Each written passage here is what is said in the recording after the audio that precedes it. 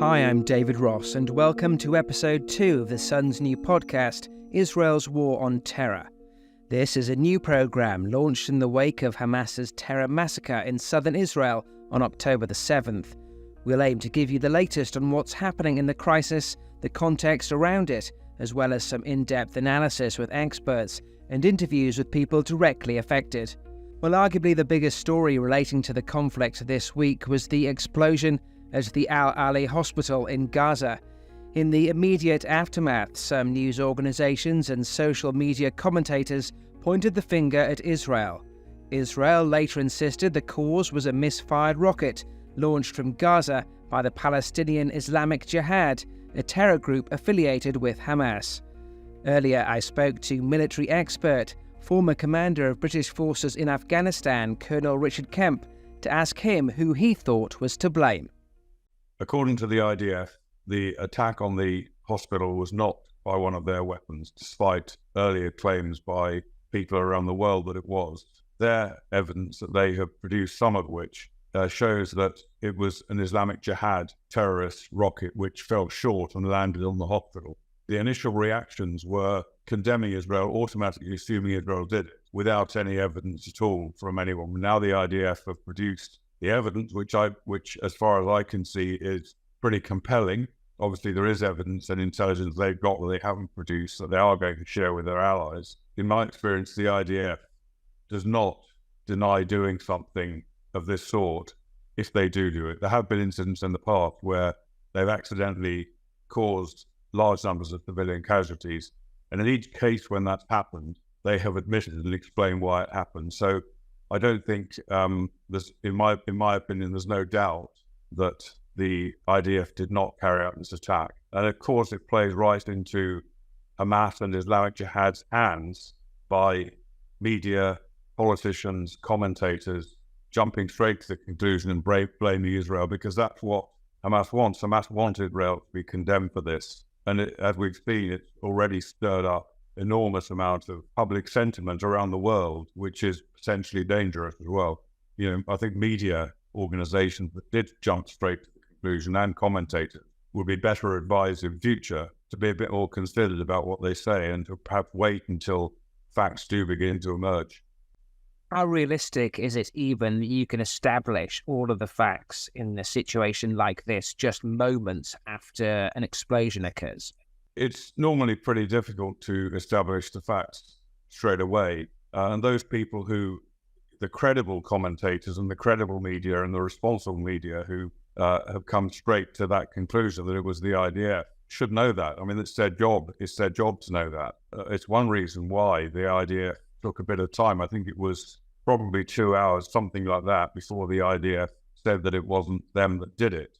Okay, there's a huge public interest in something like this, which is apparently a mass casualty event, although I wouldn't even trust the casualty figures produced by the Hamas the Gaza medical authorities, which are controlled by Hamas. And the figures they produce very often are false. They're very often exaggerated. They very often attribute to the IDF casualties that have been caused by their own people. So I think we ought to, if we're being responsible, we ought to address this in a much more sober fashion, because the last thing I'm sure that any media organization or any responsible commentator wants to do is to further inflame an already very, very dangerous conflict. Just how irresponsible is it for media and commentators to immediately jump to a conclusion in such a situation?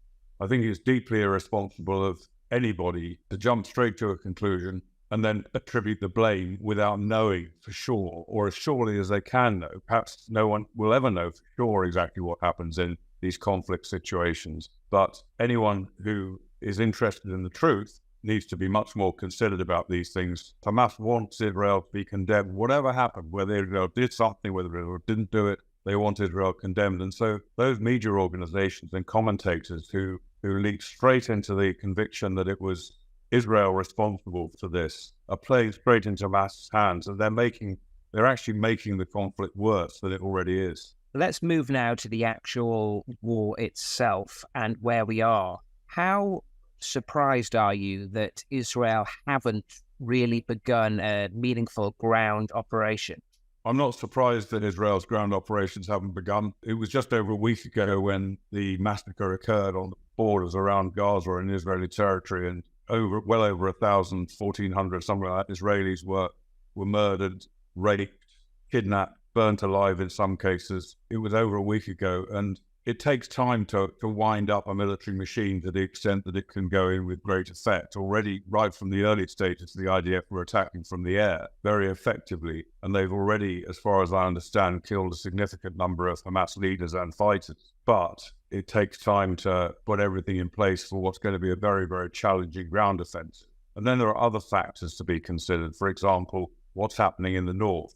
On the northern border, the Israelis want to be sure, or as sure as they can be, about the likely expansion of the conflict up into the north. And we've already seen intensive fire from Hezbollah, more intensive attacks from Hezbollah than we've seen since the Second Lebanon War. Clearly, the Israelis need to know as much as they can what they're facing before they launch the ground offensive and get completely locked into that. And the other factors to be considered as well are the weather, for example. And we've seen poor weather in Israel. We've seen about 3 days worth of rain, not heavy rain, but rain that's sufficient to worsen or detract from, shall we say, the effectiveness of aerial surveillance and airstrikes, which, of course, the ground troops depend very heavily on. Now, I think it was known a couple of days ago that Biden was going to be coming to Israel. And I would imagine that for political reasons, the Israelis might well consider that to launch an offensive during Biden's visit would not be the best thing to do. So it may be that was another factor that played into what seems to be a delay. The IDF will attack if they are going to attack on the ground. I would say if, because I don't think it's absolutely a foregone conclusion, but I think it's likely. But if they are going to go on the ground, they will go in at the time that's optimum for them. And bear in mind also that there's the issue of hostages, and I've no doubt I know that enormous efforts are being taken now and have been taken since they were captured to try and find out where the hostages are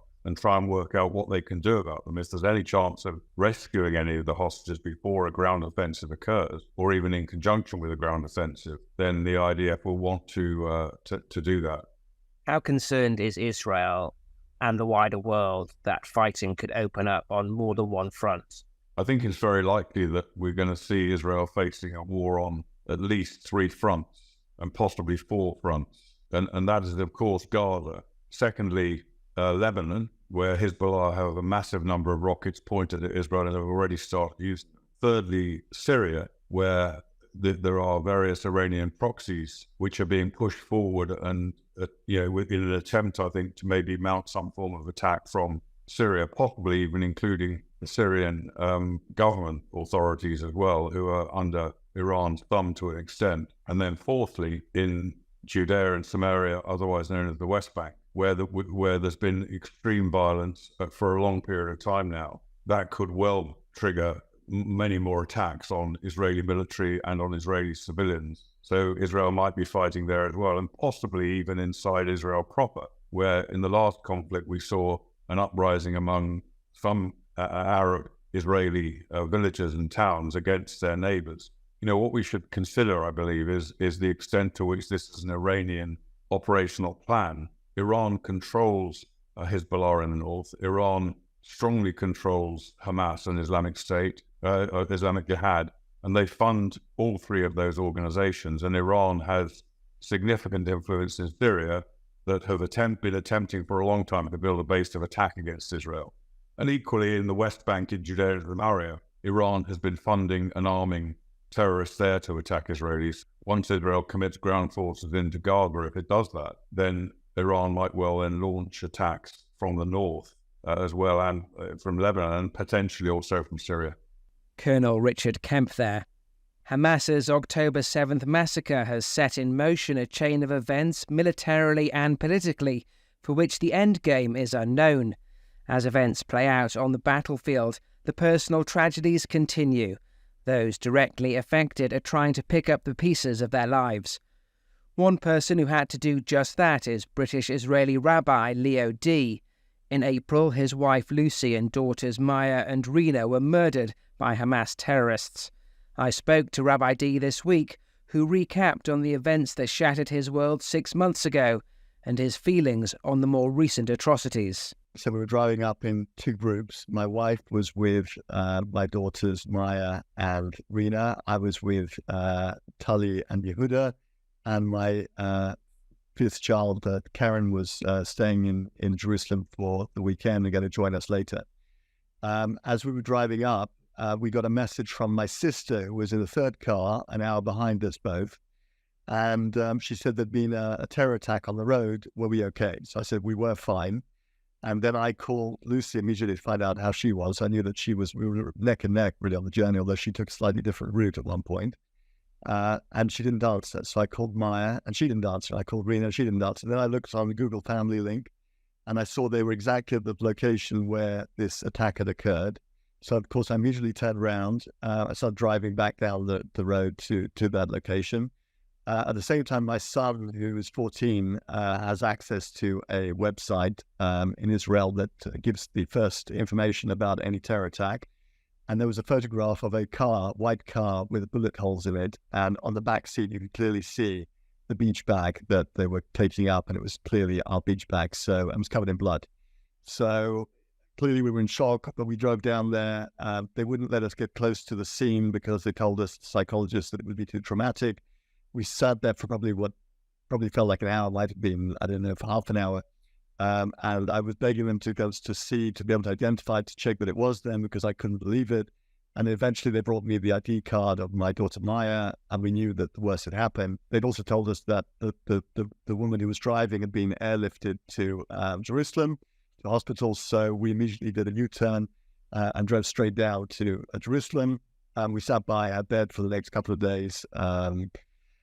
And sadly, Lucy passed away as well. And so we ended up having two funerals, the first one for my two daughters and the second one for my wife a couple of days later. And that was really, that was a terrible disaster for us and tragedy. And the terrorists apparently were two Hamas terrorists funded by Iran who intercepted their car and shot them at close range with a Kalashnikov and 20 bullets. And my wife took one in her brainstem, one in her upper spine. And despite the operation, they weren't able to save her. I can't imagine how difficult the last few months have been. But I imagine that on October the 7th, your emotions went through the rigor. Tell us exactly how you heard the news of what happened and what you felt as the horrors unfolded. So, David, it took place on Shabbat, but it was also a Jewish festival, which is called Simchat Torah. And the strange thing about Simchat Torah is that what we do on Simchat Torah is we finish every week in synagogue, we read a little part of the 5 books of Moses. But on Simchat Torah, we finish the end of it, the last bit of Deuteronomy, and then we start again from the beginning of Genesis. And so I'd been to the service. We literally just finished reading the first bit of Genesis about the creation.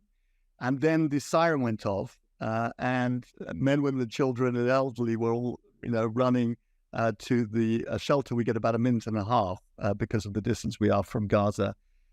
So we all hid in the shelter. Then once it stopped, we heard some, a number of bangs. We went outside. We saw the missiles had been sent that thank God had been exploded by the Iron Dome system.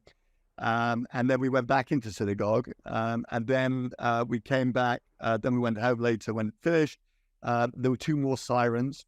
We have neighbors upstairs, so they basically joined us in our safe room because we share the same safe room. So we were four of us and a family of 5 from upstairs who were with small kids, all in one small room, my daughter's bedroom, which is the safe room. And that's how we spent the rest of the day. Then, of course, we didn't have a huge amount of information available to us because being the Sabbath and a festival, we didn't have our telephones at the ready. But what we did know was that our friends, friends of our sons and friends would be called up, and there were cars coming to pick them up to take them to the battlefronts. So we had some information about that. Then there was some mention about hostages being taken, but the whole thing was so surreal. It didn't make any sense to us whatsoever. We thought, surely Israel has the safest border with Gaza. We have security, we have soldiers, we have intelligence. it's impossible that this could be, what could be going on. No idea. And then, of course, we saw the news like everybody else once the Sabbath went out, and we were shocked and frightened. I think really that such thing had taken place, was continued to take place, because there were still terrorists in Israel at that point, and nobody knew where they were. So everybody locked themselves up in their homes, and we waited for further information, which of course wasn't quickly forthcoming. So nobody really knew. There was complete confusion. When you heard about the level of brutality in this particular attack and how heinous these terrorists have been, how much has your faith been tested, if it wasn't already tested? Maybe because I'm a rabbi, maybe because I been through this myself. I don't see it as a test of faith. A rabbi that I respected a lot in my youth was a Holocaust survivor, Rabbi Hugo Grin, and he was asked, did the Holocaust? He was in Auschwitz, and did the Holocaust shake his faith in God? He said, no, it shook my faith in mankind. He said, because the evil was perpetrated by a number of PhD doctorates from Heidelberg University who attended the final solution discussions in Germany. And he said, God, I don't blame. He said, but mankind and the sort of academic institutions which these people trained, I feel blame them. And I think the same thing here is that I don't lose faith in God in this situation. I perhaps question the culture which these people come from, the religion that they claim to practice, and the culture which they bring up their children. And that's the big question, I think, for all of us to ask at this point. When your wife and two of your children were murdered, you didn't call out for vengeance. You were obviously aware that the IDF would have to investigate and respond. What's your feeling now in terms of how Israel should be responding to this wave of horrific terror? So again, I don't feel anger, and it's not something which I generally feel, and I don't feel anger against any of these people at all. But I think that somebody put it very nicely and very accurately when they said that if Israel were to put down its weapons today, we would be attacked from our neighbors and we'd be slaughtered in our beds, as we have seen. If the Palestinians would put down their weapons today, we would have peace. And I think that is the reality. Unfortunately, we are surrounded by really a huge number of terrorists who want to see us dead. In the charter of the Gazan people, it's written that they have the intention of killing every Jew, not just in Israel, but all over the world. And unfortunately, that is the situation we're in. I think that many people in Israel understood this the last 20 or 30 years.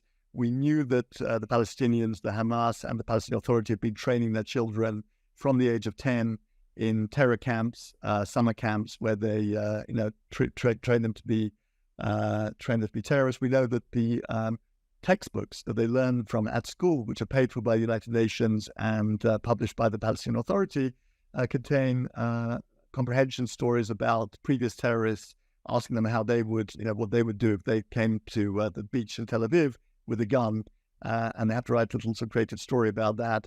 And we know that there's been a massive program for what they call pay to slay, which means that the Palestinian Authority and Hamas pay terrorist families if they've been neutralized after an attack to the tune of maybe $1 million per family. So there's a huge incentive, financial incentive, for these terrorists to perpetrate atrocities. It's the biggest incentive scheme for terrorists in the world, and it's right on the doorstep. So how confident are you that further down the road that there is a chance for genuine peace? I'm certain that there's a chance for genuine peace, and it really depends on the complete disarmament of the Palestinian people, not just in Gaza, but also in the Palestinian Authority, and a new structure, which is probably not a two-state solution, probably, as I say, more fragmented, but a state with an identity, with a flag, with its own culture, but perhaps not the ability to wage war on us in the way that it has been by being contiguous and therefore for terrorists to be able to hide behind human shields in quite the way that they've been able to up to now. And everyone in Israel knows people who have been either killed on the 7th of October or who are fighting on the front. And this is a national level tragedy. I mean, it's a Holocaust. Nobody in Israel expected that we would see in our lifetimes what our grandparents went through 80 years ago. And yet we're sitting here, we've been saying never again for 80 years, and it just happened. So I think the desire on the behalf of the Jewish people and the Israeli people to make sure this really never happens again is now absolute. And I hope that the Israeli army takes this to completion and ensures that we have an outcome where this could never happen again. Rabbi Leo D., whose wife and 2 of his children were murdered in April of this year. That brings an end to episode 2 of Israel's War on Terror. Please let us know in the comments if there are subjects you would like us to cover in the podcast, or if you have any questions, and we'll do our best to examine them in later episodes. Thanks for listening.